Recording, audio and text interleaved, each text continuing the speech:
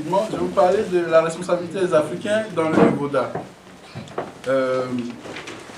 Il fut un temps où je repugnais vraiment à discuter de cette question, que je pense avoir bien dépassé depuis longtemps. Je repugnais à en discuter parce que il s'agit, pour les victimes, d'apporter la preuve qu'elles n'ont pas participé à leur propre réduction en bêtes de somme. Il ne suffit pas qu'elles soient victimes, il faut encore qu'elles prouvent qu'elles n'ont pas elles-mêmes contribué à leur mise en servitude. Bon, ça ne me concernait pas ce débat. J'estimais avoir d'autres choses à frotter. Seulement, à force de répéter ce discours sur la responsabilité des Africains, il a pris parce que il n'y a pas eu beaucoup de personnes pour s'élever et le contredire. Argument contre argument, hein, le contredire argument contre argument. Et surtout, bon, moi ça ne me dérange pas que quelques personnes disent ce qu'elles veulent sur le sujet. Et surtout, je l'éprouve comme un poison qui a été instillé entre les Africains du continent et ceux de la diaspora. Et j'ai et je pense que précisément parce que ce poison, il nous incombe à nous de l'extirper pour améliorer les relations, pour nous reconnecter les uns aux autres et avancer ensemble. Voici pourquoi ce thème est devenu important en ce qui me concerne, non pas pour prouver à qui que ce soit la non-culpabilité ou quoi des Africains dans leur mise en esclavage, mais surtout pour reconnecter les Africains à eux-mêmes. C'est donc un impératif stratégique de laver notre linge sale en famille, si linge il y a, afin d'avancer ensemble une fois réconciliés.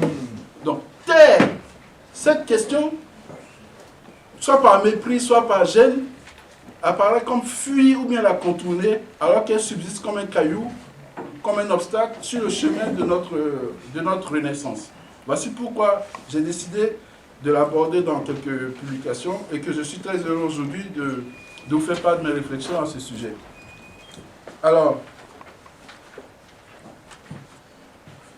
on dit d'une personne qu'elle est responsable si il lui revient de répondre aussi bien moralement qu'éventuellement juridiquement d'un acte. Et cette responsabilité peut être effectivement individuelle, elle peut aussi être collective. Dire que les Africains sont responsables, c'est donc dire que les Africains ont participé eux-mêmes de leur plein gré à leur mise en servitude. Ce discours de la responsabilité existe dans la littérature depuis des décennies et je vais vous proposer un extrait d'Olivier Pétré-Grenouillot qui synthétise très bien l'économie argumentaire de ce discours et c'est à partir de cet extrait que je vais proposer, je vais faire la critique que je vous propose maintenant. Alors, voilà le discours. Donc, c'est Grenouillot, pour ceux qui ont lu le texte, c'est aux pages 74 à 77. Voici ce qu'il dit. Sans l'existence en Afrique d'une offre en captif assez importante et élastique, ces traites musulmanes et chrétiennes n'auraient en effet pas pu se développer. L'essentiel des captifs produits en Afrique noire le furent par les pouvoirs en place. Globalement, ceux-ci sont donc restés les maîtres des jeux de l'échange tout le temps que la traite négrière dura. En conséquence, l'Afrique noire est concrètement et volontairement entrée dans l'engrenage négrier. C'est massif, c'est carré, on ne discute pas. Si j'avais le temps, j'aurais relu le texte pour vous en imprégner. C'est massif, c'est carré. Voici, je le reprends rapidement. Je le reprends rapidement. Vas-y. Quelles sont les idées forces de cet extrait? 4 facteurs explicatifs de la responsabilité des Africains. Préexistence en Afrique une abondante offre de captifs nègres.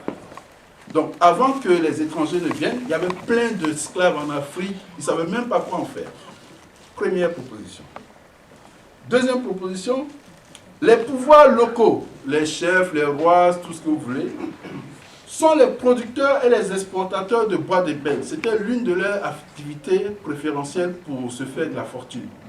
Que, voilà, de produire, on n'a pas dit, hein, on dit ils produisaient, c'est-à-dire tu fabriques des cochons pour les vendre. Et ils produisaient et ils exportaient du bois d'ébène.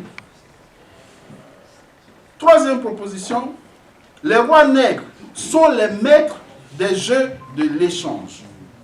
Quatrième, ce sont les Africains eux-mêmes qui contrôlaient le trafic négrier en Afrique.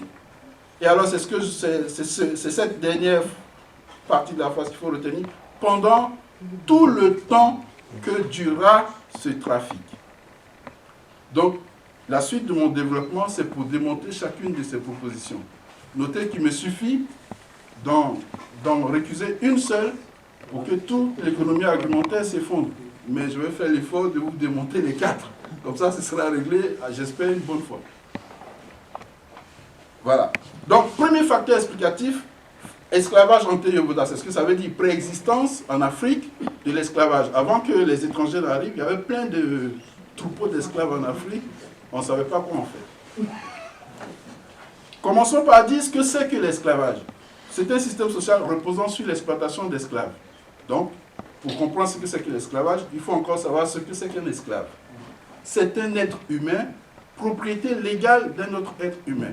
Le légal est très important. C'est-à-dire dans la société où existe l'esclavage, le droit permet à un être humain d'être propriétaire d'un autre être humain. Si cette condition n'est pas acquise, il n'y a pas d'esclavage. J'attire votre attention sur ça parce qu'il existe diverses variétés de servitudes humaines qu'on observe dans différentes sociétés de l'histoire. Sauf que les historiographes qui soutiennent le discours de la responsabilité des Africains réduisent toutes les variétés de servitudes humaines à une seule, celle d'esclave. Quand ils voient quelqu'un qui est dans une situation de servilité, c'est un esclave. Or, la définition rigoureuse de l'esclave, c'est un être humain qui est la propriété légale d'un autre être humain. Sinon, le code n'aura pas de sens. Bon, je ne vais pas développer parce que j'en ai pour beaucoup. Eh bien, moi, ce que je vais essayer de montrer ici, c'est qu'aucune preuve de l'existence en Afrique ancestrale, donc l'Afrique avant l'arrivée des esclavagistes étrangers, aucune preuve historiographique, je suis prêt à recevoir et à discuter avec vous de toutes les preuves que vous pourriez apporter, des sociétés où l'homme avait le droit d'être propriétaire d'un autre homme en tant que bien meuble. Aucune preuve. Dans toute la littérature, ça fait 20 ans que je travaille sur ce sujet, je n'ai jamais trouvé une seule preuve où dans une société africaine, les us et coutumes, c'est ce qu'on appelle le droit, autorisent un être humain à être propriétaire d'un autre être humain. Je n'ai jamais trouvé, j'insiste là-dessus. Ok. Peut-être que je me suis arrangé pour ne pas trouver. Alors, je vous donne des exemples de sociétés africaines. Je vous présente la plus ancienne et la plus illustre des sociétés africaines qui a duré 3000 ans. C'est Kama. Pourquoi le cas de Kama est particulièrement probant, c'est que c'est la société ancestrale dont on dispose le plus d'archives au monde. Et en particulier des archives juridiques à Tille-Larigot, qui ont été étudiées par des savants, pas moi, notamment Bernadette Menu, et qui a même recherché expressément la possibilité juridique d'être propriétaire d'un être humain dans ses archives juridiques. Elle ne les a pas trouvées, elle a écrit un livre pour le dire, je vais vous le présenter dans la suite. Donc voici une première chose. Dans les sociétés africaines ancestrales qui sont documentées, c'est-à-dire dont on dispose d'archives et dont on peut vérifier si elles promouvaient le droit d'un être humain d'être propriétaire d'un autre être humain, dans ces sociétés que je vous ai énumérées, couchent. Alors, Ouagadougou, quand je dis, ce n'est pas des tribus là, hein. Je vous parle, Ouagadougou, c'est entre le moins 3e siècle de notre ère et le 10e siècle. C'est un pays qui, à son apogée, est grand comme toute l'Europe occidentale. Ce n'est pas des petits pays. Ce n'est pas une tribu grand comme toute l'Europe occidentale au 9e siècle. Ouagadougou dont je vous parle. qui a donc son administration fiscale, qui a sa monnaie, le MICTAL, qui a ses ambassades. C'est un grand pays, c'est l'une. Si, je vous prends un exemple. Si à cette époque l'ONU existait, Ouagadougou figurait parmi les pays du Conseil de sécurité et probablement parmi les 2 ou 3 premiers pays du Conseil de sécurité. C'était l'un des pays les plus riches et les plus puissants au monde de son époque. Etc. Voici l'ouvrage dont je vous parle. Non, c'est bon, là c'est les autres. Hein, toutes ces sociétés que j'ai énumérées, vous pouvez aller vérifier dans la littérature. Il y a en particulier l'ouvrage de référence qui a été écrit, qui a été publié par l'UNESCO. C'est donc des dizaines de savants spécialistes de l'histoire de l'Afrique au courant des années 1970 qui ont été rassemblés par l'UNESCO et ont étudié cette histoire de l'Afrique. Il y a eu des colloques, des recherches à durée des années et ils ont publié un ouvrage qu'on appelle Histoire générale de l'Afrique en 8 tomes. C'est la référence, c'est-à-dire quelqu'un qui veut prétendre avoir une culture générale sur l'histoire de l'Afrique doit avoir lu ces 8 tomes. Allez chercher dedans, vous avez donc ces sociétés que j'ai citées, vous avez donc leur histoire, les éléments dont on disposait sur cette histoire dans les années 70, vous ne trouverez pas d'esclavage, etc. Ouais. On peut même préciser que c'est désormais téléchargeable. Les 8 volumes Gratuitement sont téléchargeables sur Internet. Vous avez de l'histoire générale de l'Afrique, qui a été traduit en 18 langues, dont l'Aoussa. Bon. Alors, donc, l'ouvrage dont je vous parlais, c'est celui de Bernadette Menu. J'ai fait exprès, hein, c'est pas par coquetterie, de mettre les couvertures des livres, comme ça vous pourrez aller vérifier mes propos sur pièce. Donc, l'ouvrage s'appelle « Nouvelles recherches sur l'histoire juridique, économique et sociale de l'ancienne Égypte » aux éditions L'Harmattan. Il date, hein. Il ne vient pas de sortir. Donc, le gourou Petre Grunion aurait pu en disposer et vérifier les sottises qu'il a racontées. Bon. Qu'est-ce qu'elle dit, cette dame? Page 358. Notez, vous pouvez aller vérifier. Rien ne permet de déceler dans l'Égypte pharaonique la moindre trace d'un esclave privé. Quant à l'esclavage public, le rôle présumé de l'esclavage, c'est-à-dire la fourniture de main-d'œuvre abondante et bon marché, logé, vêtu et nourri, est rempli par un système de travail obligatoire, qu'on appelle corvée, requis périodiquement de toutes les couches laborieuses de la population, qu'il s'agisse d'Égyptiens de souche ou d'étrangers déplacés. Dans le cadre du travail rémunéré, tous les dépendants, qu'il s'agisse d'anciens captifs de guerre, de paysans ou d'ouvriers d'origine égyptienne, sont dénommés de la même manière, soit Hémou, soit Bakou. Ceux-ci, lorsqu'ils jouent un rôle repérable dans la documentation publique ou privée, apparaissent non comme des esclaves, mais comme des sujets libres, titulaires de droits et redevables d'obligations. Carré. Je vous laisse la suite. Allez vérifier, page 358. L'Égypte ancienne, la plus illustre civilisation négro-africaine qui ait jamais été, et qui a duré 3000 ans, il n'y a jamais eu d'esclavage. Quand on vérifie dans leurs archives dont on dispose. 3000 ans. Ils ont construit des édifices consommateurs de main-d'œuvre. Vous voyez, les pyramides, elles sont encore aujourd'hui d'actualité. Et pourtant, ils n'ont pas employé des populations serviles. Au contraire, les populations étaient rémunérées. Il y a même, un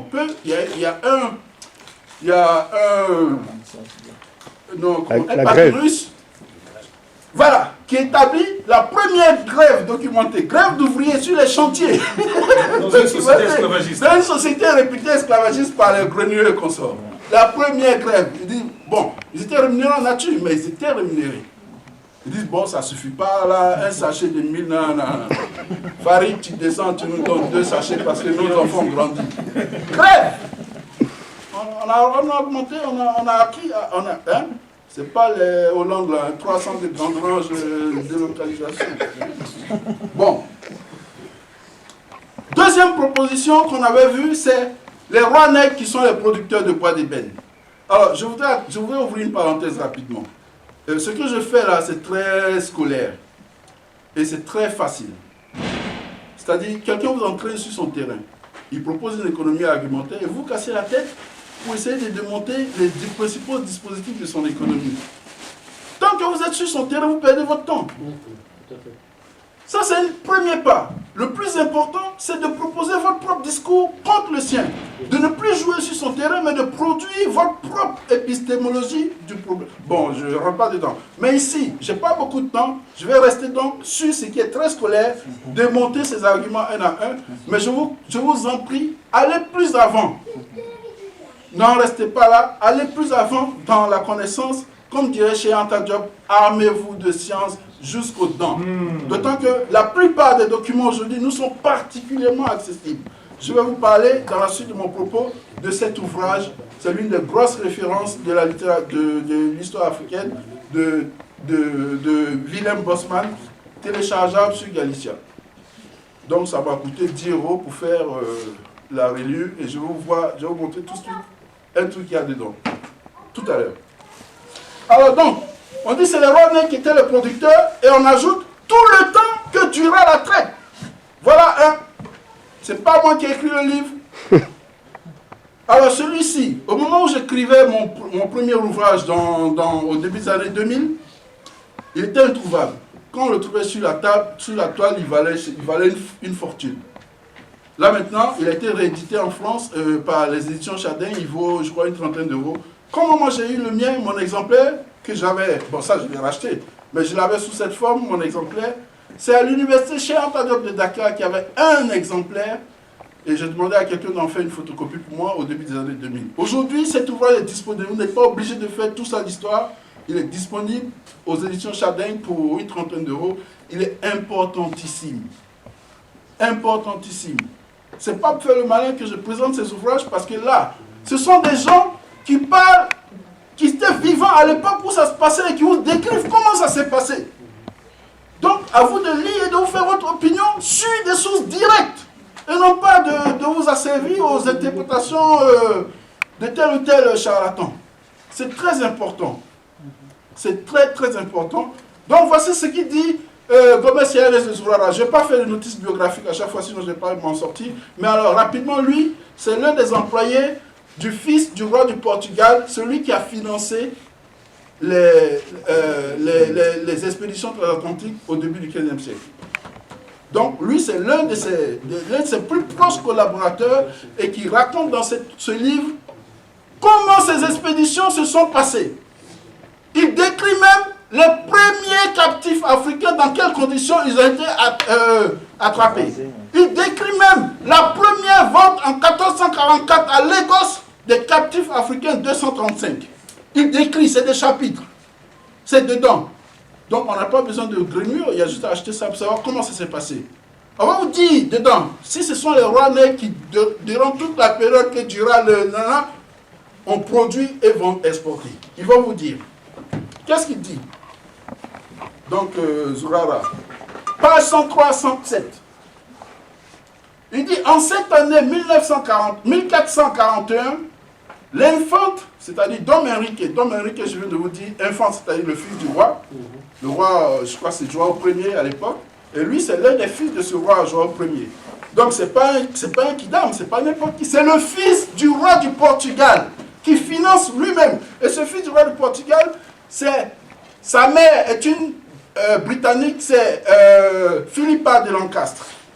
Sa sœur, Isabelle est l'épouse du duc de Bourgogne. Donc, c'est entre eux là-bas.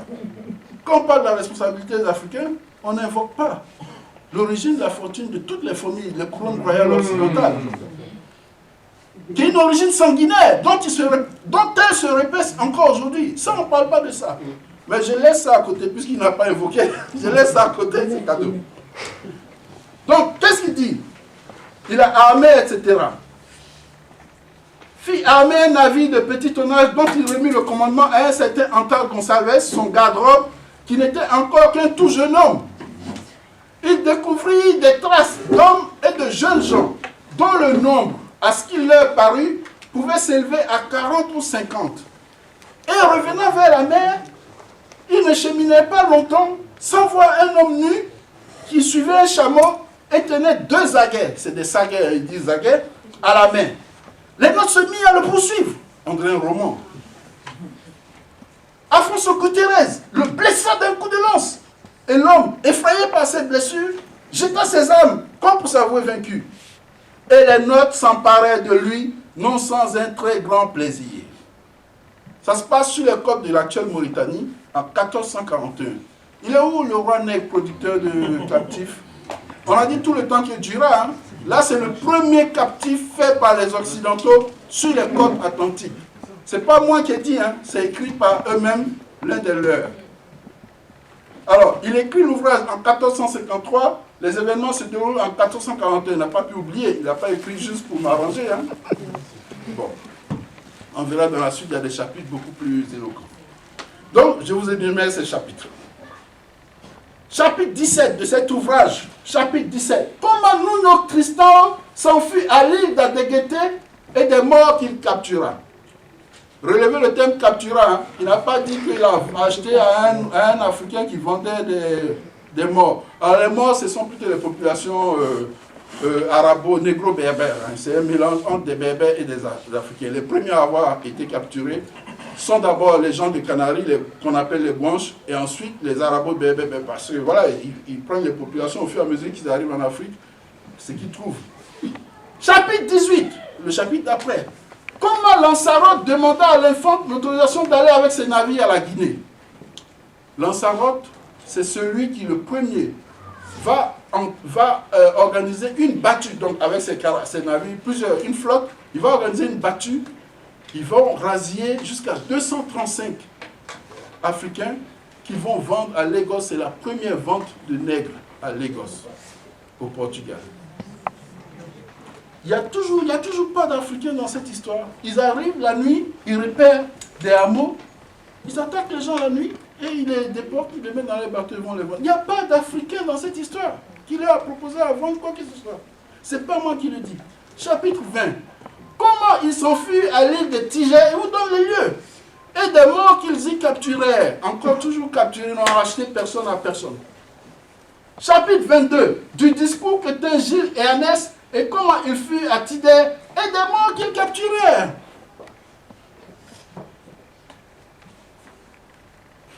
Voilà. Donc, il n'y a pas d'Africain. Hein. Je passe à une seconde source directe. Là, c'est un juif, Cadamosto, c'est un juif de Venise, qui s'associe avec Dom Enrique pour organiser des expéditions négrières. Ça se passe en 1455-1456 et elle explique comment ça s'est passé. Alors lui, il a rencontré des Africains. On va voir quels sont les Africains qu'il a rencontrés. Donc, au niveau du fleuve Sénégal, il a rencontré un certain Zoukeline. Bon, je ne vais pas lire à chaque fois parce que ça fait long. Il a rencontré un certain Zoukeline, qui est le roi d'un pays autour du fleuve qu'il appelle Sénégal. Mais il vous prévient. Il dit, cela ne règne que sur des gens fort pauvres, ne possédant ni ville, ni place forte, mais des villages et des paillotes. Nous sommes au milieu du 15e siècle. Au milieu du 15e siècle, voilà quelqu'un qu'on appelle un roi en Afrique occidentale. Il règne sur, il n'a ni ville ni place forte, il règne sur des villages et des paillotes. Ce n'est pas moi qui ai dit. C'est celui qu'il a rencontré qui le dit. Dans la suite, il vous présente Boudomel, page 61 jusqu'à 65. Boudomel, donc Zoukeline, il règne sur un petit coin qu'on appelle le royaume, où il n'y a que des villages et des paillotes. Et Boudomel est encore plus petit. Il règne sur une province de ce petit truc. C'est écrit, c'est pas moi. Il règne sur une des provinces du roi Boudoline, Zoukeline, pardon. Donc voilà le Boudomel en question. Voici le grand roi nègre qui brassait du bois d'ébène et tout à profusion et qui... Voilà. Alors le Boudomel en question, il promet de vendre 100 captifs à Cadamosto. Pendant un mois, pour trouver 100 captifs, il met un mois à les chercher et il ramène quelques captifs à Cadamosto. Soit dit au passage, ses premiers protagonistes africains sont musulmans. Bon, je pourrais développer pourquoi ils sont musulmans dans le contexte géopolitique, si je généralise, si je zoome, mais, enfin si je prends du recul sur le champ, mais j'aurais pas assez de temps, c'est dommage. Alors, bon voilà, rapidement, donc, des éléments sur le contexte. Si vous voulez connaître le contexte sociopolitique de l'Afrique, au moment où les Blancs arrivent, au XVe siècle, ils arrivent sur les côtes occidentales, lisez cet ouvrage de Djibril Tamsir Niane. Je ne sais pas si vous connaissez le mannequin Katusha Niane, c'est son père. C'est l'un des plus grands érudits africains de sa génération. Voilà. C'est lui qui a écrit les peuples mandingues, les peuples mandingues, et ça c'est son ouvrage phare. Le Soudan occidental au temps des grands empires du 11e au 16e siècle. C'est un ouvrage désormais disponible. Moi je me le suis procuré il n'y a pas très longtemps, au cours de ces dernières années. Et lui vous cite les vraies places fortes de l'Afrique au moment où les Blancs arrivent au 15e siècle dans cette côte. C'est pas les Oukélines façon. C'est le Mali. À cette époque, le Mali est grand comme toute l'Europe. En 1456, ça fait déjà une génération que Mansa Moussa a fait son pèlerinage en 1324. Ça fait 100 ans passé. Que Mansa Moussa a fait son pèlerinage à la Mecque. Mansa Moussa, il a déversé tellement d'or au Caire que le cours du dirham est tombé pendant des années. Et tous les chroniqueurs arabes qui l'ont suivi n'ont pas cessé de raconter cette histoire. Tellement il était riche, ce n'est pas les esclaves qui vendaient. Il venait chercher de l'or chez lui. C'était, regardez ça qu'on vous présente là, sur cette image. C'est un lingot d'or qui tient comme ça. Et ça, c'est quoi? C'est au XIVe siècle, un Européen qui fait ce portrait du Mansa du Mali. C'est le plus riche, l'homme le plus riche du monde de l'époque. Il va vendre des esclaves à qui? Tu peux acheter quoi avec lui? Alors, il y a des Américains qui se sont amusés aujourd'hui pour actualiser la fortune de Kankou Moussa. Ils estiment que s'ils vivaient aujourd'hui, tous ceux qui sont dans Forbes, rassembler leur fortune, n'atteindrait pas la sienne, qu'ils ont estimé à 400 milliards de dollars. Je ne sais pas si vous avez vu ça sur Internet. Bon, je n'ai pas vérifié comment ils font leur évaluation, mais ça donne une idée des vraies puissances africaines de l'époque. Et qu'est-ce qu'il faut comprendre des côtes? Les côtes, c'est l'arrière-pays de l'Afrique. À cette époque, les côtes, il n'y a rien. C'est quelques hameaux de pêcheurs qui vont sur les côtes. Sinon, le monde africain est tourné vers la boucle du Djoliba et le Nil. Donc ça, c'est l'arrière-pays. Imaginez, moi, j'arrive en France, je ne sais pas moi, au XIVe siècle, je m'arrête quelque part, le Marseille là-bas, et puis je parle, je décris Paris, mais c'est pas bien. Et la distance est moindre, hein. Il y a 780, je viens de Marseille, il y a 780 km entre Paris et Marseille, alors qu'entre les côtes occidentales et la capitale Niani du Mali, il y a quoi? Il y a 2000 km, sauf erreur de ma part. Donc, ils arrivent dans la brousse, ils capturent les gens, et on dit que c'est les rois africains qui leur vendaient, alors qu'à cette époque, ceux qui règnent en Afrique, c'est donc le Mansa Mali, c'est donc le Tchi de l'empire de Gao, et c'est aussi le Moro Naba du royaume Mossi. Si vous voulez savoir la puissance et le prestige militaire, économique, scientifique, etc. de ces gens, du Mansa, du Tchi et du Moro Naba, lisez l'Afrique noire précoloniale de Cheikh Anta Diop, ça fait plus de 50 ans que cet ouvrage existe. Il a été édité en 61. Si je me trompe. Et faites la comparaison à cette époque.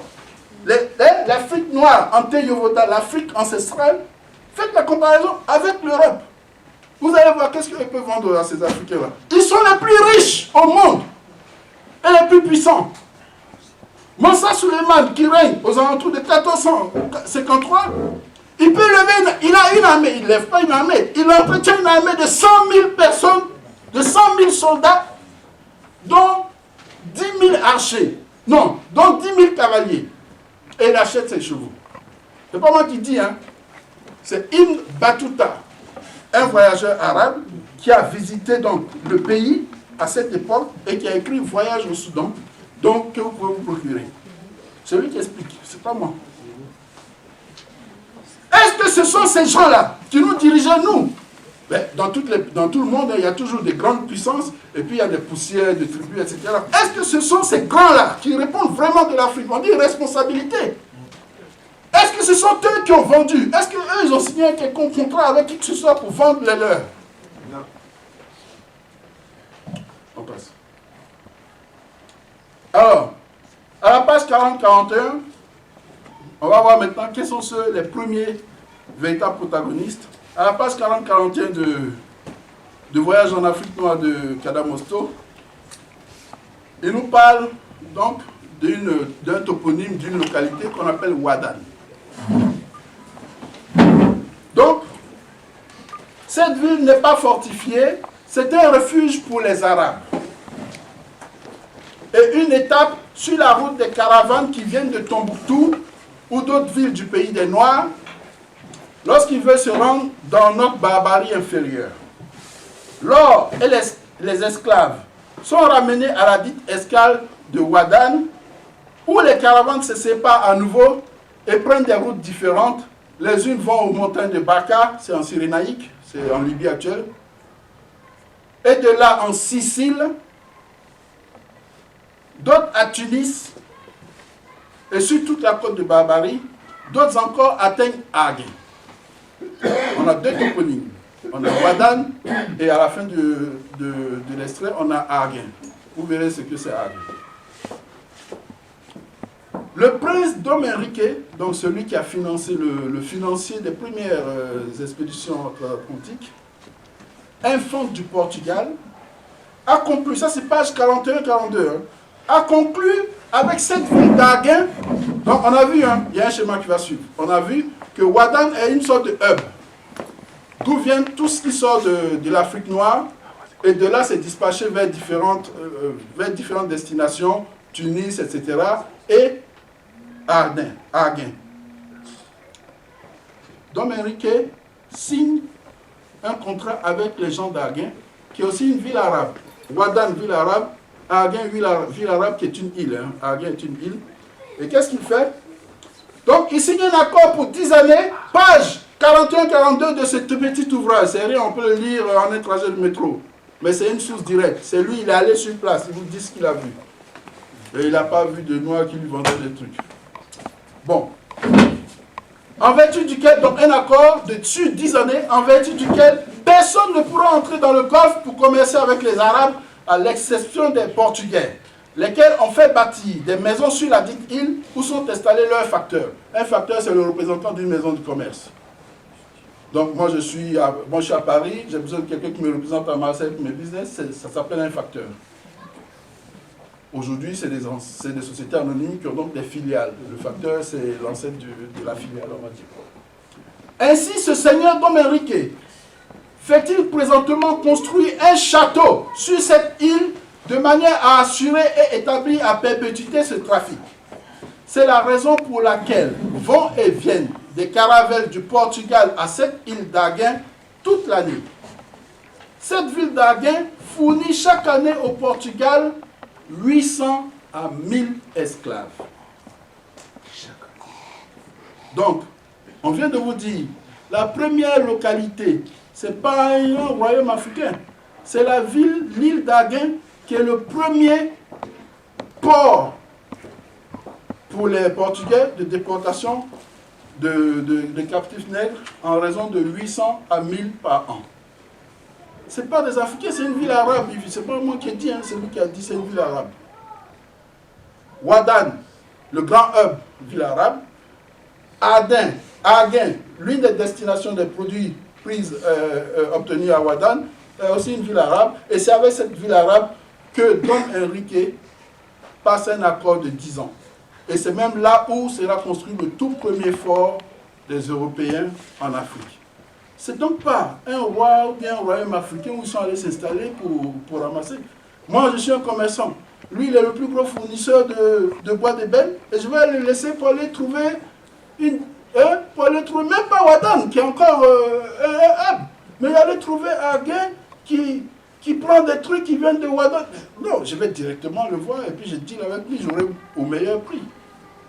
Et on ne peut pas dire qu'en 1456, quand Kadamosto raconte ces trucs, on ne peut pas dire que les Portugais ne connaissent pas l'existence du Mali.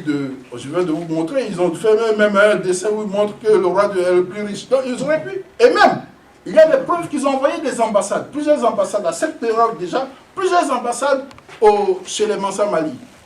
Donc ils pouvaient aller directement Là-bas, s'il y avait plein d'esclaves qu'on vendait, ils allaient prendre en gros et ce serait moins cher.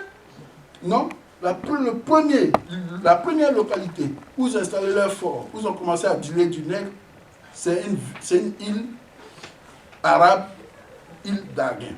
C'est toujours au large de l'actuelle Mauritanie. Et donc voilà le schéma. Il y a l'Afrique noire ici, on ne sait pas très bien ce qui se passe là-bas. En tout cas, il y a des produits qui débarquent à Ouadane, qui est un hub. Donc, moi, je ne peux pas dire que les Mansa Mali, là, ils vendaient. On ne l'a pas dit. Je ne peux pas le dire. Mais par d'autres sources, je sais qu'ils ne vendaient pas. Je peux vous le confirmer. Par des sources écrites arabes, je sais.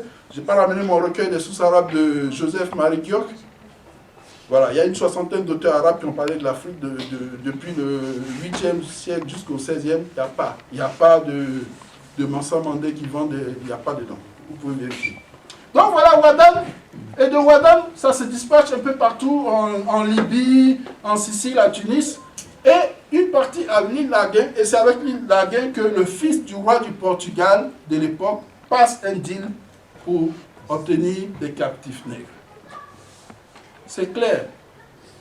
On avait dit toute la période, on dit tout le temps que durera la traite. Et là, nous sommes au milieu du 15e siècle. Jusqu'à présent, je n'ai pas encore vu de protagonistes africains prendre une part particulièrement significative dans ce commerce. Donc déjà, cette proposition, toute la période que durera, tombe en désuétude. Hein, vous êtes d'accord avec moi? Les premières déportations négrières, il n'y a pas d'Africains dedans. Voilà ça, c'est pas moi qui ai dit, c'est ceux qui ont fait qui ont dit. Voilà, on passe sur la suite. Alors là, donc, on avait tout à l'heure, j'ai fait le schéma, il montre les localités protagonistes. Maintenant, on va venir sur les personnes, les vrais détenteurs du business, les maîtres du jeu des échanges. C'était la troisième proposition, que les Africains étaient les maîtres du jeu des échanges. Je vais vous montrer que ça n'en a rien à voir. Les Africains qu'on cite, c'est Zoukoli et Boudomel. On a dit, c'est des gens qui règnent sur des huttes et des paillotes. Kada Mosto, ce n'est pas un gars, c'est le fils d'une riche famille de Venise. Vous savez que Venise était une ville, à cette époque, c'était un marché aux esclaves, Venise. Ville-État même avant ça. Oui, mais une métropole de la vente d'esclaves. Ça, c'est documenté. Prenez Christian de la Campagne, Histoire de l'esclavage. Venise est l'une des métropoles de la vente et de l'achat et vente d'esclaves à l'époque. Donc, Kada Mosto, il sait d'où il vient. Et d'une famille riche, enfin noble, etc., de cette ville de Venise. Donc il y a Kada Mosto, il y a Zoukoline et Boudomel. Ça, c'est les deux Africains qu'on cite. Les Mansa Mandé, les Soni Ali. Lisez l'histoire de Soni Alibert, chers enfants. C'est le plus grand général de toute l'histoire de l'Afrique de cette époque. Le plus grand général. Soni Alibert, son nom signifie Soni Ali le Grand. Voilà. Imaginez Jean-Jacques Dessalines, quoi. Lui, il est plus puissant encore que Jean-Jacques Dessalines au plan militaire. C'est ceux-là qu'on devait étudier quand on étudie l'histoire militaire d'Afrique. C'est ceux-là, c'est l'action de Soni Alibert qu'on devait étudier. Donc, vous voyez, il règne de 1464 à 1492. Or, Kada Mosto a fait son voyage de 1456 à 1400. Il a fait deux voyages, un en 1455 et l'autre en 1456. Hein? Il n'a donc pas pu matériellement rencontrer Soni Alibert pour que celui-ci lui vende des esclaves, puisque, voilà, les dates même ne concordent pas. Mais il y a le Moro Naba. Ça, c'est les vraies personnalités politiques de l'Afrique de l'époque. On ne les voit pas dans le trafic. En revanche, revenons sur le cas de notre cher Dom Henrique. Dom Henrique, il n'est pas seulement le fils du roi du Portugal. Il a obtenu du pape Eugène IV une bulle papale datée de 1420 qui lui octroie toute l'Afrique. Toutes les régions d'Afrique qu'il découvre à partir de 1420 lui appartiennent en propre. Pourquoi lui, il n'est pas le principal maître des jeux de l'échange puisqu'il est le propriétaire juridiquement de ces côtes? Toutes les côtes qu'il découvre lui appartiennent. C'est une bulle papale qu'on peut découvrir dans l'ouvrage de Fassassi. Hassani Fassassi. Le pape Eugène IV, en 1420, écrit une bulle. C'est la plus grande autorité morale, juridique, politique de l'Europe de l'époque. Il lui dit, toi, mon fils, voilà, toutes les côtes africaines que tu découvres, c'est pour toi. Au nom de Dieu. Au nom de Dieu, je te les donne. Donc c'est le big boss. Et lui, on ne le note pas. chercher des oukelines, de mecs qui réussissent des hameaux, des trucs. Le big boss, le parrain du trafic, c'est lui, c'est Dom Enrique. En plus, il a un titre politique et administratif, c'est pas moi qui l'ai inventé. Il est le premier gouverneur de Guinée. C'est-à-dire, chaque fois qu'il découvre, chaque fois que les expéditions qu'il envoie découvrent de nouvelles terres, on dit découvrant 10 000 Guinées, ça lui appartient et il est aussitôt gouverneur. Il n'a jamais mis les pieds en Afrique, mais c'est lui le big boss, le parrain. Politiquement, administrativement, il est le premier gouverneur de Guinée. On dit oui, il n'a jamais mis les pieds en Afrique, mais est-ce que Louis XIV a mis les pieds aux Antilles? Jamais. Mais c'était lui le roi des Antilles. Et lui, là, on ne le voit jamais. On cite des rois nègres, je ne sais pas où on les trouve. Le big boss, c'est lui. Il est le premier gouverneur de Guinée. Il a obtenu une bulle papale qui lui donne le monopole, l'exclusivité, la propriété de toutes les terres d'Afrique qu'il découvre. Ah, pitié. Je vous disais, bon, je vais passer rapidement parce qu'il y a vraiment beaucoup à dire. Il ne reste plus qu'un quart d'heure alors que je ne suis pas encore à la moitié de mon propos. Alors, pour bien montrer que les maîtres du jeu de l'échange, ce sont encore ceux qui, juridiquement, sont considérés comme les propriétaires des régions qu'ils découvrent et qui, militairement, possèdent un avantage technique absolu. Vous allez voir, ça c'est, dans mes recherches, l'une des toutes premières confrontations militaires entre des Africains et le Kadamosto. Et ça, on ne cite jamais, ce passage de Kadamosto. Hein. On dit c'est un sociologue, là, il raconte, il y a des oiseaux, ils sont verts, les Africains, ils se marient à 3 femmes. Voici l'un des passages les plus importants du texte. Qu'est-ce qu'il explique ici? Ils sont à 3 caravelles. Ils veulent aller sur le fleuve qu'on appelle aujourd'hui Gambie. Et là, ils rencontrent une population qui dit non, non, ça c'est nos eaux territoriales, on ne veut pas de vous ici, pardonnez, partez, nous on ne veut pas de vous ici. C'est qui? C'est une flotte d'une quinzaine de pirogues, dont chacune contient environ 30 soldats africains. Qui leur dit, mais écoutez, c'est chez nous ici, dégagez, on ne veut pas de vous. Mais lui, là, ils font quoi? Ils ont quoi? Ils ont des lances, et les blancs ont des canons et des arbalètes. Et ils sont dans des caravelles, vous êtes sur des pirogues. Et vous les empêchez de venir sur vos eaux territoriales. Ça se termine comment? C'est pas moi qui dis, c'est lui qui écrit, page 90-91. D'abord, ils lancent des bombes dans l'eau, au milieu de la flottille africaine. C'est des soldats africains. Ils lancent des bombes dans l'eau. Ouais, évidemment, l'onde des bombes déstabilise les machins. Et après, ils lancent des arbalètes. 150 Africains périssent tout de suite. Donc, la flotte de Kadamosto, 3 caravelles, compte 150 Africains sur des pirogues, 3 caravelles avec des canons et des arbalètes, contre des Africains avec des lances. Il n'y a pas match. Et ce rapport de force, d'inégalité des forces militaires, sera maintenu toute la période. Imaginez, moi, dans mes us et coutumes, ça fait 2000 ans. Pendant 2000 ans, avant le 15e siècle, les Blancs pratiquaient l'achat-vente d'êtres humains chez eux. Pendant 2000 ans. Donc pendant 2000 ans, ils le faisaient. Donc ça, c'était dans leur tradition. Ils ont l'avantage militaire absolu. Est-ce que ces conditions ne suffisent pas pour imposer ce système à ceux même qui le veulent ou qui ne le veulent pas? Évidemment, quand ça chauffe pour ça, pour se chercher, il y en a qui vont être complices. Mais complicité et responsabilité, il faut bien voir. C'est pas ce qu'on a dit. On a dit que les maîtres du jeu, pendant toute la période, c'est les Africains, c'est eux qui contrôlaient, c'est eux qui maîtrisaient. Donc on n'a pas dit il y a 2-3 complices. Voilà. On dit que tous les Africains pris collectivement sont responsables de leur propre déportation. Voilà. Ceux qui refusent, voilà comment ils finissent. Ne venez pas dans nos autres territoires, pardonnez, allez ailleurs, nous on ne veut pas de vous, on les a écrasés. Donc, qui est maître? On ne sait pas. Alors là, je fais ma propre pour Dada. Je vous cite, mon dernier ouvrage. Alors, quand on on entend certains souverains africains s'exprimer sur le sujet, quand on a des lettres de souverains africains qui s'expriment sur le sujet, voici ce que quelques-uns disent. Ça, c'est dans mon second ouvrage, à la page 121. Je cite le grand frère Bouemba Bong, qui a fait un immense travail avant le mien, et qui est intitulé « Quand l'Africain était l'or noir de l'Europe ». Il y a une nouvelle édition, des éditions d'Agran que je viens de voir, mais il y a eu 2 éditions précédemment. Qu'est-ce qu'il dit ici? Ah ben voilà. Pareil. Il y a des Européens qui sont venus sur les côtes de Bénin pour dealer du nègre.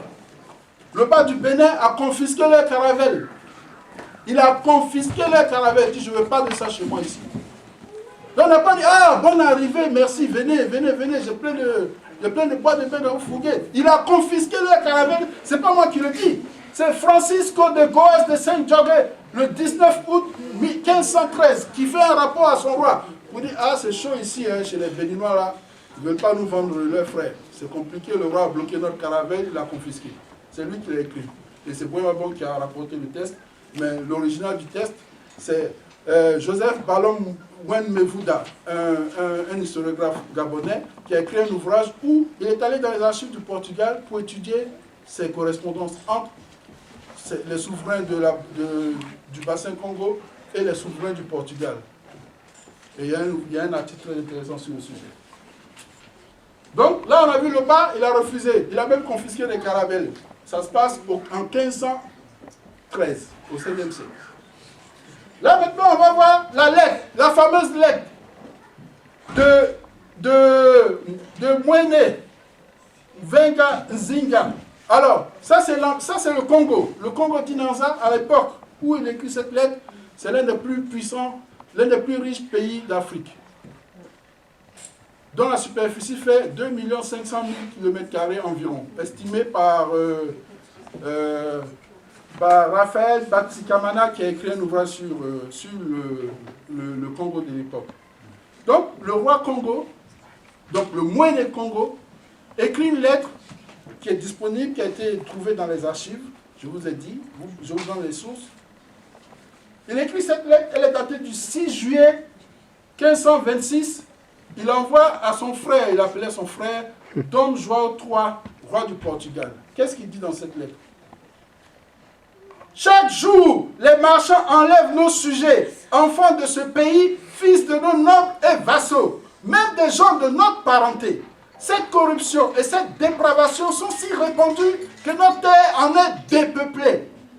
Pour éviter cet abus, nous n'avons besoin en ce royaume que de prêtres et quelques personnes pour enseigner dans les écoles, et non de marchandises, si ce n'est du vin et de la farine pour le saint sacrifice. Son frère en Christ, il implore, vos marchands, je peuple mon pays, pardon, il faut le dire. Il peut imaginer qu'il ne sait pas, le roi de Portugal n'a jamais mis les pieds là-bas. Donc il envoie un courrier pour lui dire, et qu'est-ce qui finit, comment ça se termine? C'est notre volonté que ce royaume ne soit un lieu de traite ni de transit d'esclaves. Je n'ai rien inventé, c'est un courrier qui existe dans les archives portugaises qui a été publié par, je vous dis encore, Joseph Balom Wen Mevouda. Et vous pouvez trouver les références exactes à la page 140 de mon premier ouvrage. Donc c'est pas Oba. On a vu le Oba refusé dans une lettre. On a vu le Mwene refusé dans une lettre. On passe à la suite. Je crois qu'il y a un précédent. Attends, encore. On va voir un troisième. C'est le roi d'Alada, Tésiphon. Et là, il parle au Français. Les Français disent, bon, parents, tu vois, nous, on fait du business, tout ça, bon, il y a moyen d'installer un fort vite fait dans ton pays. Voilà ce qu'il a dit. Vous allez construire une maison dans laquelle vous mettrez d'abord 2 petites pièces de canon. L'année suivante, vous en mettrez 4. Et en peu de temps, votre factory, c'est-à-dire votre maison de commerce, va se métamorphoser en un fort qui va faire de vous le maître de mes États et vous rendre capable de m'imposer vos lois. Il refuse, le Tésiphon d'Alada. Il refuse qu'on mette un fort chez lui, parce qu'il connaît le rôle stratégique des forts. Alors pensez, quand vous pensez, Pensez aux bases militaires françaises aujourd'hui dans vos pays. Hein? Les rébellions, les coups d'État, vous croyez que ça se décide où? Soit à l'ambassade et ça se... Ça se passe depuis le... Voilà, il vous explique. Il faut vous l'expliquer déjà, il faut lire vos ancêtres. 17e siècle. Alors, ceux-là, ces refus-là, pourquoi ils vont pas prospérer? Une raison très simple, la sécurité militaire des gens qui veulent imposer le système. Ça ne suffit pas de dire je ne veux pas, tu ne veux pas, mais tu n'as pas le moyen d'assumer ton refus. On va faire comment? On va te virer. C'est tout. Ça va faire quoi? Ça va faire quoi? On va te virer. Bon, on avance. Alors, l'un des maîtres de Sidjamin, c'est la première multinationale capitaliste au monde. C'est la véritable maîtresse des côtes africaines. Elle a été fondée en 1602 et dissoute en 1799. On l'appelle communément la VOC, la Compagnie des Indes occidentales. C'est la première multinationale capitaliste. C'est le plus grand propriétaire au XVIIe siècle. Parce que les Portugais ont fait les temps. Ils vont être remplacés par les Hollandais. En parenthèse, vous savez comment ça se fait? Les Portugais, par l'Inquisition, vont chasser les Juifs qui détenaient le business du commerce dans leur pays. Ça va appauvrir le Portugal. Et une bonne partie de ces Juifs vont s'installer en Hollande. Et à partir de ce moment, la Hollande va se lever et ça va devenir la première capitale financière, bancaire et de l'esclavage. Voilà. Et c'est là, c'est la première compagnie, c'est cette compagnie, c'est la première compagnie, la première société par action, société anonyme par action, la VOC. Ça veut dire des gens mettent de l'argent pour créer une compagnie, mais de façon anonyme. Ça, c'est la première, c'est la VOC. On ne vous en parle pas, pourtant ça a duré de 1602 à 1799, 200 ans. C'est la première multinationale occidentale capitaliste au monde. Dans la suite, si j'ai vraiment le temps, vous allez voir son comportement est l'archétype de l'attitude des multinationales jusqu'à nos jours en Afrique. Si j'ai vraiment le temps, hein, c'est dommage. Voici le fort Saint-Georges de la Mine. En français, on dit Saint-Georges de la Mine. Qui a été construit par les Portugais. Ils ont été chassés évidemment par les Hollandais. Et c'était le QG de la VOC sur la côte des esclaves. C'est l'un des plus importants forts de la période. On vous a dit hein, le rôle du fort. Ctésiphon vient de vous dire le rôle d'un fort. Dans ce fort, il a été construit pour accueillir 30 canons, 32 canons. C'est pas moi qui le dis. Hein. Et là, c'est encore un ouvrage téléchargeable sur Galicia gratuit. Moi, je fais les PDF. On l'appelle Willem Bosman. Les Français disent Guillaume Bosman. Il a été, donc, dans ce fort que je vous présente ici, il a été conseiller et premier marchand dans le château de Saint-Georges d'Elbina. C'est pas moi qui ai écrit, c'est lui qui a écrit là. Et sous-commandeur de la côte.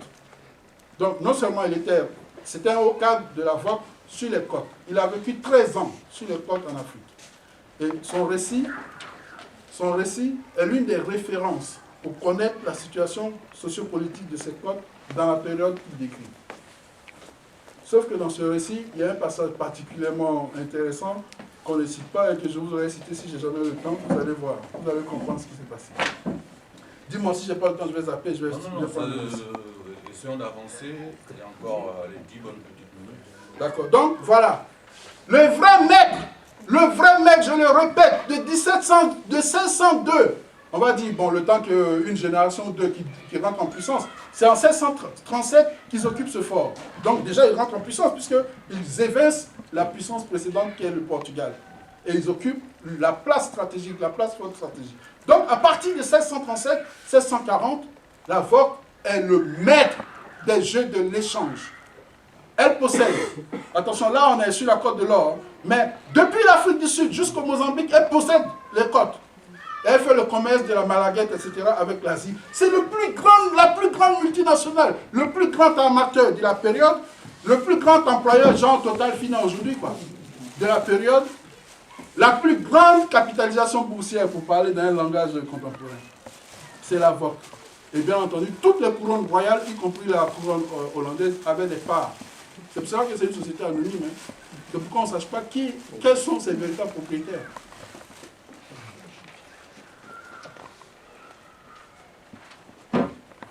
Bon. Bon, là, ça c'est un ouvrage très intéressant qui vous montre comment ça se passe.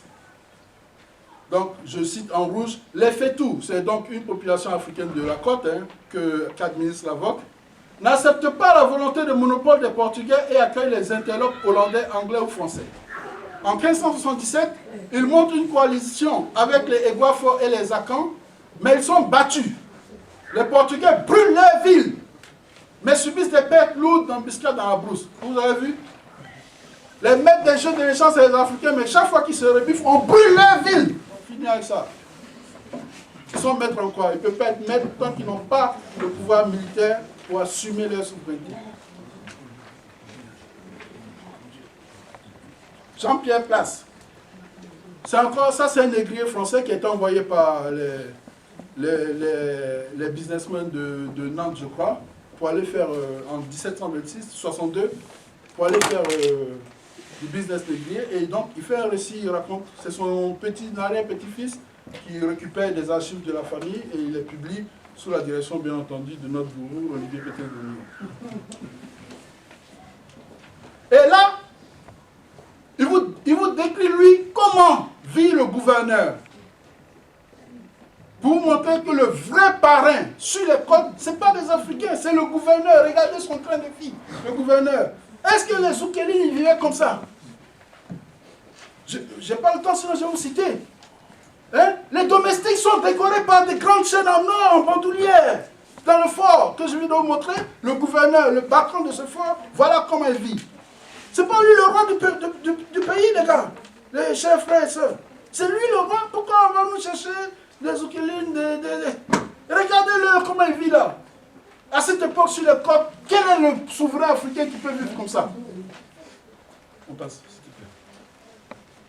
Voilà un autre. Théodore Cano. Là, on avance doucement vers les noms des vrais. Alors, je saute des siècles, hein, c'est-à-dire je donne des figures emblématiques de siècles, de période en période. Parce que voilà, je ne peux pas non plus, voilà. Donc je vous ai dit qu'au début, le parrain, c'est Dom Henrique. C'est lui le maître. C'est lui qui passe des accords avec les Arabes, etc., qui organise le trafic, qui expédie et tout. Après, vous connaissez le traité de Tordesillas en 1494, qui partage le monde entre l'Espagne et le Portugal. Et au Portugal revient les côtes atlantiques d'Afrique. Donc, juridiquement, pour les Blancs, l'Afrique appartient au Portugal depuis 1494. Donc, la puissance politique, la métropole de toute l'Afrique, c'est le Portugal. Pourquoi on nous parle des Zoukélines et consorts? Alors, à la mort, il meurt en 1460, Dom Henrique. À sa mort, on confie le business à l'un de ses frères. Qui n'est pas très... Bon, il y a un de ses frères qui va... À la mort de leur père, c'est un de ses frères qui va monter au trône, c'est Eduardo. Mais lui, il reste toujours en retrait. Et après, lui-même, il décède. Et on confie le business de la traite négrière à un autre frère de la famille. C'est toujours dans la famille royale que ça se passe. Mais ce frère, il n'est pas aussi entreprenant que Dom Henrique. Alors du coup, qu'est-ce que les gens font? Ils embauchent du personnel pour les représenter dans les différents... Parce que les découvertes sont... Hein, les possessions portugaises se sont étendues dans la période. Et donc, ils embauchent du personnel, donc des représentants de la couronne portugaise en Afrique, qui sont les véritables chefs. Juste, ça se passe, ça c'est la période jusqu'en 1580, à partir du moment où d'autres puissances négrières européennes vont rentrer en concurrence contre le Portugal. Et progressivement vont évincer les Portugais. Mais les personnels que la couronne portugaise paye et qui vont en Afrique, ils font le business pour leur propre compte. Et la couronne ne gagne pas grand-chose. Estime-t-elle en tout cas. Non, puisque les impôts rentrent toujours chaque... Vous savez qu'il y avait une obligation pour que chaque navire qui venait d'Afrique aille d'abord faire vérifier sa cargaison à Séville. Là, il payait à la Casa de Contratación, donc c'était les services fiscaux du trafic. Il payait les droits en fonction de la marchandise qu'il avait avant d'aller la déverser à destination de l'autre côté de la mer. Attends. Donc, ce que je veux représenter ici, Dans un premier temps, c'est le fils, c'est Henrique qui gère le business. Ensuite, le business est sous-traité par du personnel sous la responsabilité de la couronne. Mais ce personnel arnaque la couronne. Alors, qu'est-ce que la couronne trouve? Les assientos. C'est quoi l'assiento? C'est un contrat de concession. La couronne dit, bon, il y en a marre de me faire voler, je vends le droit d'exploiter telle partie de l'Afrique à un commerçant ou un consortium de commerçants. Et donc, les premiers, ce sont des commerçants, des riches commerçants de Venise, etc., qui vont acheter les assientos. Non, le premier assiento, je n'ai pas un grand souvenir, il est acheté par le favori de l'épouse du duc de Bourgogne, si mes souvenirs sont bons. Et cet assiento stipule qu'il doit déporter 4000 bois d'ébène dans les plantations que sont en train de construire les Européens en Amérique. Il y en a eu des centaines d'assientos. Donc ces contrats sont vendus parfois 20 000 ducats et les prix vont monter et ça devient... Et c'est comme ça que les rois s'enrichissent. Ils font rien, ils vendent juste le droit pour toi d'aller trafiquer du nègre en Afrique qui leur appartient de droit divin depuis la bulle papale. Ok? Après, l'époque des marchands va s'estomper parce que c'est la Vogue qui va innover. La Vogue va faire donc un consortium de plusieurs capitalistes qui vont créer une grosse boîte pour faire ce business et évincer tous les concurrents sur la place. Donc on voit la progression. Les rois portent la couronne, gère directement, ensuite elle délègue à du personnel, ensuite elle vend du droit à des privés, elle privatise donc le business, et dans le processus de privatisation naît la première multinationale capitaliste, qui est la Vogue, et qui dure de 1602 à 1799. C'est le vrai maître des jeux de l'échange, mes frères. Ok. Alors, qu'est-ce qu'il dit, lui? Théodore Cadon, il a vécu une dizaine d'années, voire davantage, sur les côtes africaines. Donc, lui, il connaît les vrais barons à son époque. Là, on est au 19e siècle. Depuis, on est au 19e siècle. Là. Alors, là encore, il y a une mutation systémique. On est au 19e siècle. À partir de 1830, les Anglais, il y a l'abolitionnisme, etc. On veut arrêter le trafic. Donc, les protagonistes officiels se mettent un peu en retrait, mais les trafiquants, on appelle ça la traite interlope, c'est-à-dire un aventurier, Jean-Bob Denard, il va en Afrique, il fait de la contrebande de nègres, et il les vend encore plus cher, puisque c'est de plus en plus difficile à trouver. Et lui, qui a fait cette activité pendant des années, il est reparti d'Afrique avec, je crois, 1 million de fortune qu'il a dilapidé à Boston ou aux États-Unis, il raconte à un abolitionniste, Brandsmeyer, il raconte ce qu'il a vécu en Afrique pendant des années. Et il lui dit, je te dis, quels sont les vrais barons en Afrique du commerce à mon époque. Il les cite, il donne la deuxième, il donne leur nom. Donc lui-même, Théodore Cadon, on l'appelait Monsieur Poudre à Canon. Vous comprenez? C'était l'un des barons. Mais lui, il a été mis dans le business par Jack Ormond, alias Mungo John. Regardez ça, on dirait du western, franchement. C'est des malfroids. C'est eux les parrains. Francisco Félix da Souza, c'est un métis Brésil-Afrique qui revient donc sur les côtes et qui se spécialise dans la déportation. C'est l'un des barons sur les côtes du Bénin, actuel le pays Bénin. On l'appelle alias Chacha. Chacha, il va fomenter un coup d'État pour remplacer un roi du Bénin. Ah oui, Chacha, c'est le baron. Adam Dozan, on ne le dit pas dans l'histoire officielle du Bénin. Adam Dozan s'est opposé aux déportations au 19e siècle. On est près de nous là maintenant. Il s'est opposé. Chacha a dit, mais non, mais lui, il n'est pas bien. Ça, c'est mon business. Tu dis quoi? Il a chassé. Il a fait un coup d'État. Et puis, il a mis un de ses... Voilà. Genre, vous voyez, hein, la France chasse Bango et Ouattara. Et puis, le ministre de l'Économie, c'est pareil. Bon, je fais exprès. On a quelques personnes dans la salle. Voilà. Donc, Pedro Blanco, alias le roi chief de la traite. Là, je ne dis plus rien en avance, pardon. Je n'ai pas d'histoire. C'est très explicite. C'est pas moi. Je n'ai pas ramené le livre, mais remets le livre. Il ne coûte rien, vous pouvez l'acheter. Ça, c'est une nouvelle édition. Moi, j'ai une ancienne édition de Théodore Cadon. Il vous explique, à son époque, quels sont les barons. Ok. C'est le dernier slide. Alors, je reviens rapidement pour insister sur les modalités de l'intervention des multinationales en Afrique en prenant l'exemple de la VOC au moment où elle s'installe sur le côte. Ce n'est pas moi qui raconte, c'est l'un de ses employés, qui était donc un cadre de la compagnie, qui le raconte. Je vous signale que cet ouvrage, vous lirez la préface, il est adressé à ses patrons de la compagnie. Il leur dit, il y a beaucoup de gens qui ont raconté plein de sottises sur les côtes. Vraiment, je vois que vous ne comprenez pas exactement ce qui se passe. Moi, je vous dis la vérité, mais sans compromettre vos intérêts. Donc, ce n'est pas quelqu'un qui dénonce ses patrons. C'est quelqu'un qui essaye de raconter pour que les patrons améliorent leur business sur le temps. Malgré ça, si on lit bien le texte, et si on lit entre les lignes, voici ce que j'ai compris de la 4e lettre. Il a présenté le travail en 20 lettres, plus 2 lettres qu'il n'a pas écrites, que quelqu'un qui a visité des parties de l'Afrique qui n'a pas visité, lui a écrites pour les décrire. Donc les 20 lettres, ce sont ses propres enquêtes. Et la 4e lettre, non, la 3e lettre, donc on ne va même pas aller dans le texte, et voilà ce qu'on découvre. Le comportement de la VOC.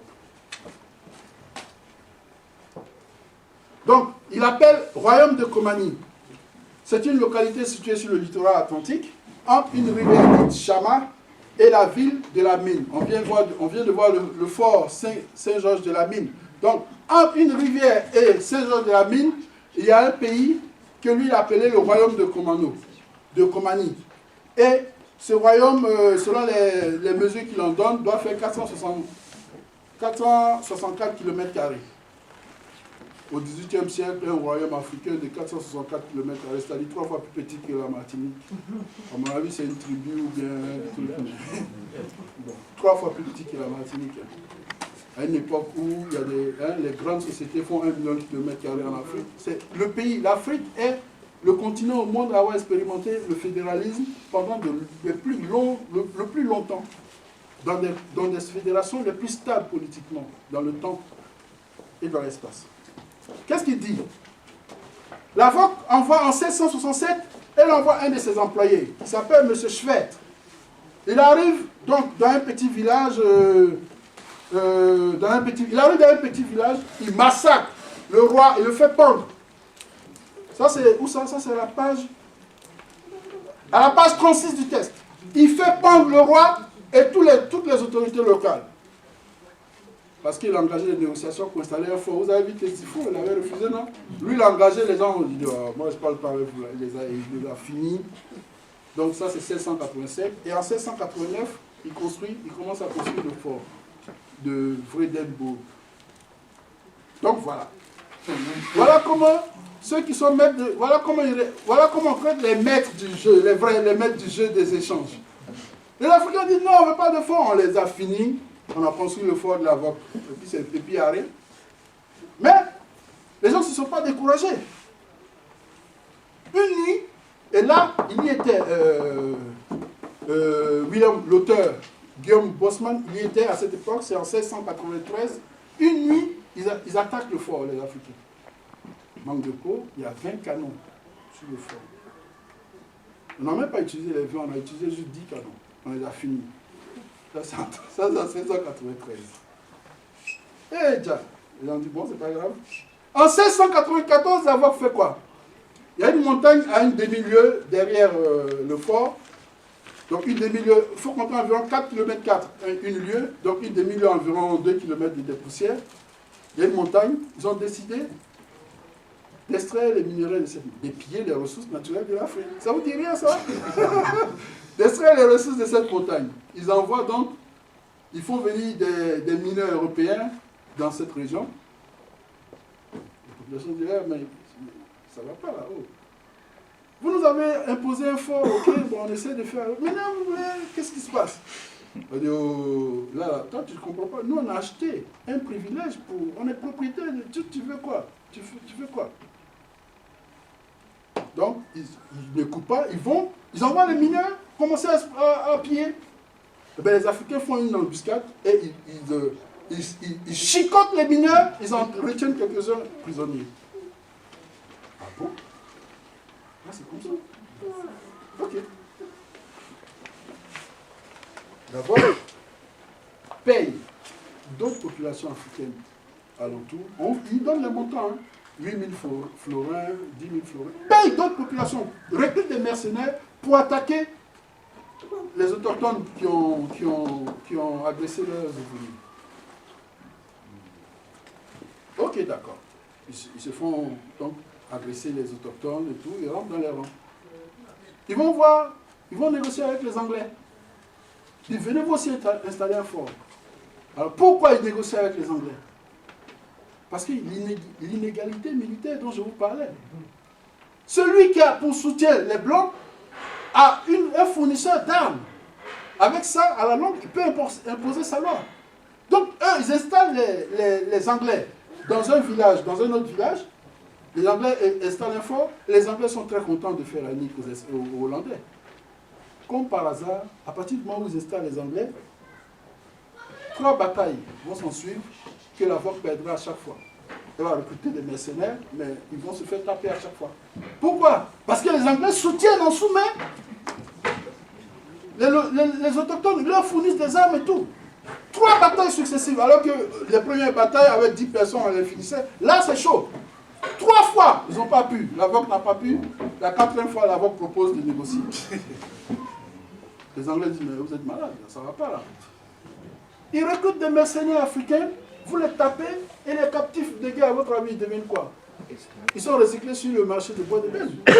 C'est ça là qu'on dit, les Africains fournissaient leurs propres frères. Donc on paye des rebelles, c'est les cas, ça vous dirait? On paye des rebelles pour vous attaquer, que vous gagnez contre eux. Les Anglais qui vous ont donné les armes pour les machins, eux, c'est les intérêts, c'est les captifs de guerre. Donnez-nous les prisonniers en fait. Donc, quand les gens entrent en négociation pour signer un accord de paix avec la Hollande et Comani, non, les Anglais disent, mais vous êtes malade, il ne faut pas accepter ça. C'est pas bon là, c'est pas bon. Nous, on promet tout ce que vous voulez, mais ne s'accepte jamais de vous rebloquer. Donc, qu'est-ce que fait la VOC? Elle va recruter d'autres mercenaires dans d'autres pays, en fait, dans d'autres villages alentours. Qu'est-ce qu'elle fait? Elle achète le frère du roi de la localité. Le roi, le chef, bon, il lui dit roi, moi je ne suis pas sûr, mais bon. Elle l'achète, elle le corrompt, elle l'achète, et elle recrute des mercenaires, elle le met à la tête de ces mercenaires pour combattre sa propre nation. C'est un traître. Hein, ça vous dit rien comparer Sankara? C'est un traître. Ils se font encore battre sévèrement pour récompenser le traître. Vous savez ce que fait la VOC? Lui, plus ses enfants et sa femme sont déportés à Suriname, ils deviennent esclaves. C'est pas moi qui raconte, c'est dans ça, c'est téléchargeable gratuitement. C'est dans ça, c'est la lettre 3. Ils sont déportés à Suriname comme esclaves. C'est comme ça que finissent les traîtres. Vous savez, Savimbi, hein, Bozizé. Bon, Bozizé encore, il a plus de chance que Savimbi. On va devoir compter. Non, attends, pardon, pitié, j'ai fini rapidement. Donc, bon, comment ça se termine? Ils vont réessayer encore de payer des mercenaires. Mais après 3 victoires des Comani sur la VOC, les autres peuvent se dire, ouais, c'est chaud là. Ces gens-là, on ne peut pas. Donc ils payent 8 000 florins à tel peuple. Les gars prennent l'argent, les Anglais vont les voir et disent, non, ne bougez pas. Voilà, on vous donne même 10 000 florins, mais ne bougez pas, n'attaquez pas. Ils vont avoir encore d'autres peuples, ils leur donnent de l'argent, 10 000 florins. Les Anglais passent par derrière, non, ne bougez pas. Ils n'en peuvent plus. Qu'est-ce qu'ils trouvent? Quelques années plus tard, ils vont chercher le frère qu'ils avaient déporté à Suriname, le ramènent, ils disent, va te réconcilier ton frère. Hein? Hein? Vous connaissez la réconciliation nationale? Commission de la commission. Voilà la commission de réconciliation. Donc les frères sont contents, ils en ont marre de faire la guerre. Ils disent, bon, on va se réconcilier, frère, si tu es revenu, tu as cessé d'être là, ok, c'est bon et tout ça. Ils se réconcilient. Mais les Anglais, ça ne les arrange pas là. La paix entre les Hollandais et les Comani, ça ne les arrange pas. Qu'est-ce qu'ils font? Ils assassinent le roi. Pour pousser ils assassinent le roi pour s'aimer la zizanie. Et du coup, les instabilités reprennent. Et ils financent d'autres mercenaires, le frère du roi, et c'est lui qui finira par prendre le pouvoir. Je voulais vraiment raconter cette histoire et terminer par là. Je ne ferai pas d'autres conclusions, j'ai été trop long. Je vous remercie de votre attention.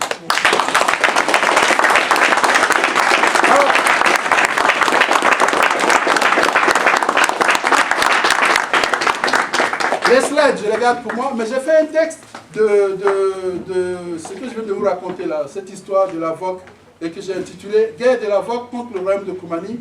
Je vais le mettre, ce sera le prochain article de mon blog, afrocentricité.com.